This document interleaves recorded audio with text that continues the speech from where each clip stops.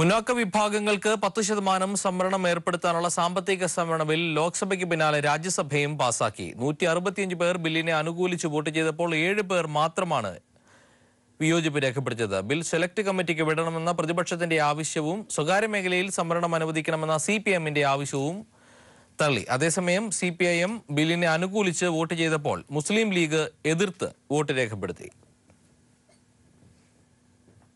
CBI director Alok വർമ്മയ്ക്കെതിരായ ആരോപണങ്ങൾ ചർച്ച ചെയ്യാൻ ചേർന്ന ഉന്നതതല സമിതി യോഗം തീരുമാനമാകാതെ പിരിഞ്ഞു. അഴിമതി ആരോപണത്തിൽ അലോക് വർമ്മയ്ക്ക് മറുപടി നൽകാൻ കൂടുതൽ സമയം നൽകണമെന്ന് മല്ലികാർജുൻ ഖാർഗെ ആവശ്യപ്പെട്ടു. അതേസമയം ഡയറക്ടറായി വീണ്ടും ചുമതലയേറ്റ അലോക് വർമ്മ ഉദ്യോഗസ്ഥരുടെ സ്ഥലം മാറ്റ ഉത്തരവുകൾ ഉൾപ്പെടെയുള്ളവ റദ്ദാക്കി. നാളെ ഉന്നതാധികാര സമിതി വീണ്ടും യോഗം ചേരും.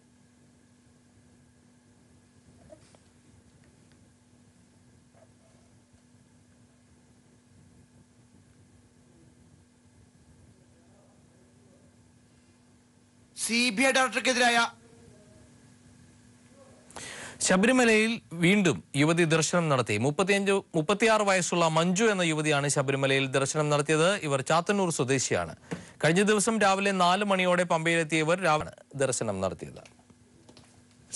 രാവിലെ 7-നും 7:30-നും ഇടയിൽ ഭക്തരുടെ സഹകരണത്തോടെയാണ് മഞ്ജു അയ്യപ്പ ദർശനം നടത്തിയത്. പോലീസിന്റെ സഹായം തേടാതെയായിരുന്നു മല കയറ്റവും അയ്യപ്പ ദർശനവും.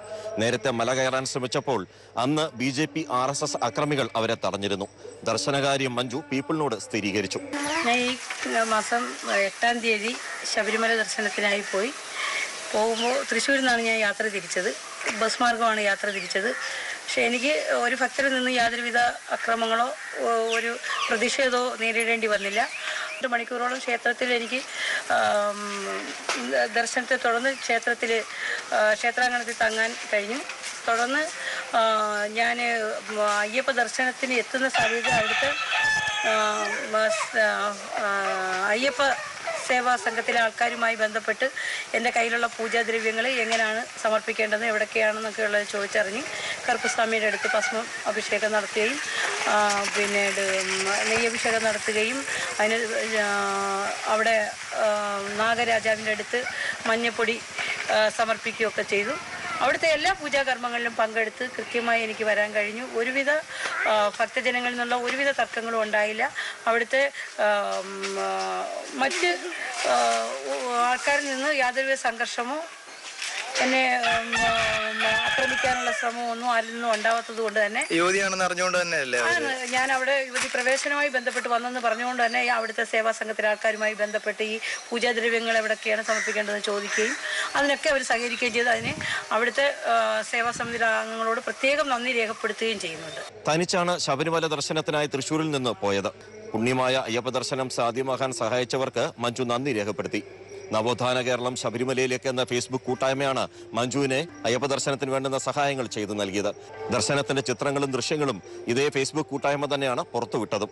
കൊല്ലം സ്വദേശിനിയായ മഞ്ജു ശബരിമലയിൽ ദർശനം നടത്തി എന്ന അവരുടെ അവകാശവാദം ആദ്യം പുറത്തുവിട്ടത് പീപ്പിൾ TV-യാണ്. അത് അവരുടെ ശബ്ദരേഖ നമ്മൾ സംപ്രേഷണം ചെയ്തുകൊണ്ടാണ് അത് പുറത്തുവിട്ടത്. പിന്നീട് ഫേസ്ബുക്ക് കൂട്ടായ്മയിലൂടെ ശബരിമലയിൽ ദർശിക്കുന്നതിന്റെ അയ്യപ്പനെ ദർശനം നടത്തുന്നതിന്റെ വിവിധ ദൃശ്യങ്ങൾ മഞ്ജുവിന്റെ സഹപ്രവർത്തകർ പുറത്തുവിടുകയും ചെയ്തു. അതോടുകൂടി അതിന് സ്ഥിരീകരണവും ആയിരിക്കുകയാണ്. ഇത് ശബരിമലയിലേക്ക് കൂടുതൽ യുവതികൾ കടന്നു വരുന്നതിന്റെ സൂചനയായി നമുക്കിതിനെ കാണാം. പമ്പയിൽ നിന്ന് ക്യാമറാമാൻ പ്രമോദ് പന്നിയോടിനൊപ്പം രാജ്കുമാർ. കേന്ദ്ര സർക്കാരിന്റെ തൊഴിലാളി വിരുദ്ധ നയങ്ങൾക്കെതിരെ സംയുക്ത തൊഴിലാളി സംഘടനകൾ പ്രഖ്യാപിച്ച 48 മണിക്കൂർ പണിമുടക്ക് രാജ്യത്ത് പുരോഗമിക്കുന്നു. അവസാന മണിക്കൂറിലേക്ക് എത്തിയിരിക്കുന്നു. സംയുക്ത തൊഴിലാളി സംഘടനകളുടെ നേതൃത്വത്തിൽ പാർലമെന്റിലേക്ക് നടന്ന മാർച്ചിൽ ആയിരങ്ങൾ അണിനിരന്നു. പശ്ചിമബംഗാളിൽ നേരിയ സംഘർഷമുണ്ടായെങ്കിലും പല സംസ്ഥാനങ്ങളിലും പൊതുപണിമുടക്ക് പൂർണ്ണമായിരുന്നു. 1991 ശേഷമുള്ള 2ാമത്തെ ദ്വിദിന പണിമുടക്കിന്റെ ആദ്യ ദിവസം 20 കോടി തൊഴിലാളികൾ അണിനിരന്നുവെന്നാണ് ഔദ്യോഗിക കണക്ക്. എന്നാൽ 2ാം ദിനമായ ഇന്ന് 20 കോടി കഴിഞ്ഞ് അതിലേറെ ജനങ്ങൾ അണിനിരന്നുവെന്ന് സംഘാടകർ ചൂണ്ടിക്കാണിക്കുന്നു. പണിമുടക്ക് ആഹ്വാനം കൊടുത്ത ട്രേഡ് യൂണിയനുകളുടെ പ്രതീക്ഷയെ കവച്ചു വെക്കുന്ന രീതിയിൽ വളരെ വലിയൊരു വിജയമാണ്. രാജ്യത്തിന്റെ വിവിധ ഭാഗങ്ങളിൽ തൊഴിലാളികൾ പണിമുടക്കി റാലികൾ സംഘടിപ്പിച്ചു.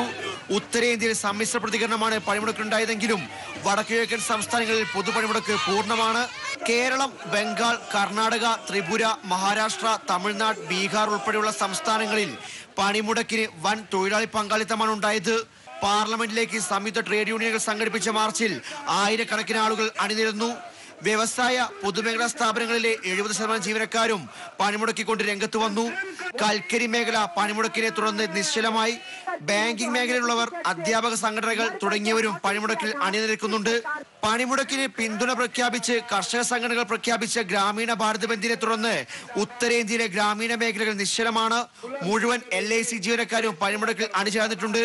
ഉത്തർപ്രദേശിലെ ചില ഗ്രാമീണ മേഖലകളിൽ വാഹന ഗതാഗതം തടസ്സപ്പെട്ടു. ഉത്തരേന്ത്യയിലെ പണിമുടക്കിൽ ഭാഗികമാണെങ്കിലും മുൻ വർഷത്തേക്കാൾ തൊഴിലാളി പങ്കാളിത്തം ഉണ്ടായത് മോദി സർക്കാരിന് തലവേദനയായിട്ടുണ്ട്. രാജ്യത്ത് പണിമുടക്ക് നടത്തിയത് സാധാരണക്കാരാണ്. ഒരു മനുഷ്യന് ഉപജീവനം നടത്താൻ പറ്റുന്ന സാഹചര്യം ഇല്ലാതാക്കുക എന്നതാണ് ഈ പണിമുടക്കിന്റെ ലക്ഷ്യവും. ക്യാമറമാൻ അതുലിനോടൊപ്പം ഹരീഷ് ചരങ്ങാട്ട്. കേരളത്തിൽ ദ്വിദിന പണിമുടക്ക് പൂർണ്ണം. 1.25 കോടിയോളം തൊഴിലാളികൾ പണിമുടക്കി. ബാങ്കിംഗ്, വ്യവസായ മേഖല, പൊതുഗതാഗത സംവിധാനം എന്നിവ പൂർണ്ണമായും പണിമുടക്കിൽ സ്തംഭിച്ചു. തൊഴിലാളികളുടെയും ജനങ്ങളുടെയും വലിയ പങ്കാളിത്തം കൊണ്ട് കേരളത്തിലും പണിമുടക്ക് വൻ വിജയമായി. ഇടവേള. RSSന്റെ നെടുമങ്ങാട് ജില്ലാ കാര്യാലയത്തിൽ നടന്ന പോലീസ് റെയ്ഡിൽ ചുരിക അടക്കമുള്ള മാരകായുധങ്ങൾ കണ്ടെത്തി. നെടുമങ്ങാട് സർക്കിൾ ഇൻസ്പെക്ടർ സജിമോന്റെ നേതൃത്വത്തിലാണ് റെയ്ഡ് നടന്നത്. നെടുമങ്ങാട് പോലീസ് സ്റ്റേഷന് നേരെ ബോംബ് എറിഞ്ഞ സംഭവത്തിൽ ജില്ലാ പ്രചാരകൻ പ്രവീണിനെ പോലീസ് തിരയുകയാണ്. അനധികൃത സ്വത്ത് സമ്പാദന കേസിൽ പൊതുമരാമത്ത് മുൻ സെക്രട്ടറി TO സൂരജിന്റെ സ്വത്തുക്കൾ കണ്ടുകെട്ടി. 8 കോടി 80 ലക്ഷം രൂപയുടെ സ്വത്തുക്കളാണ് കണ്ടുകെട്ടിയത്. എൻഫോഴ്സ്മെന്റ് ഡയറക്ടറേറ്റിന്റേതാണ് നടപടി. അനധികൃത സ്വത്ത് കേസിൽ വിജിലൻസ് നേരത്തെ കുറ്റപത്രം സമർപ്പിച്ചിരുന്നു.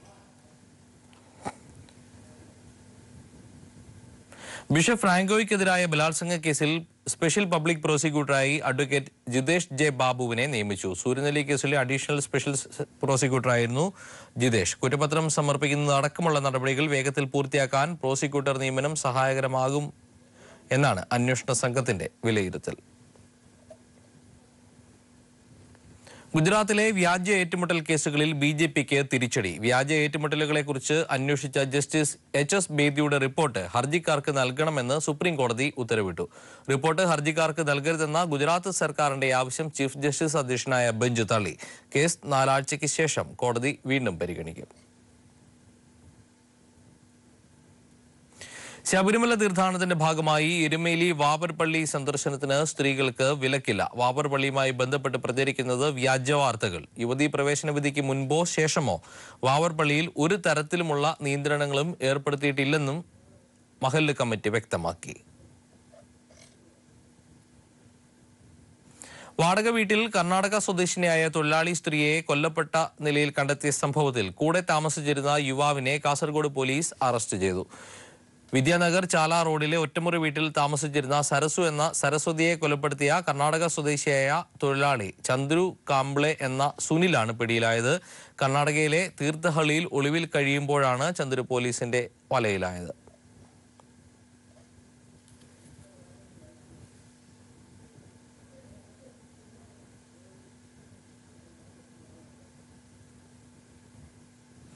വീട്ടിൽ ഉറങ്ങിക്കിടന്ന യുവാവിനെ കുത്തിക്കൊലപ്പെടുത്തിയ കേസിൽ പ്രായപൂർത്തിയാകാത്ത 2 പേർ ഉൾപ്പെടെ 5 പേരെ ക്രൈംബ്രാഞ്ച് അറസ്റ്റ് ചെയ്തു. തൊടുപുഴ ഉടുമ്പന്നൂർ സ്വദേശിയെ കൊലപ്പെടുത്തിയ കേസിൽ 1.5 വർഷത്തിന് ശേഷമാണ് പ്രതികൾ പിടിയിലായത്.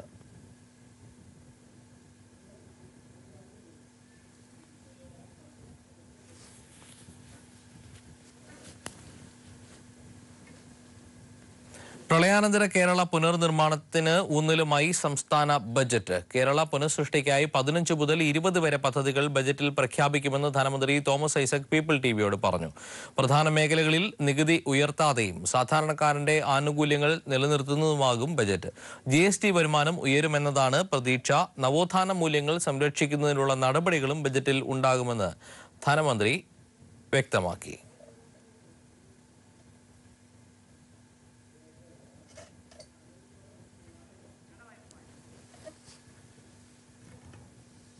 കേരളി ന്യൂസ് നൈറ്റ് സമാപിക്കുന്നു. ശുഭരാത്രി.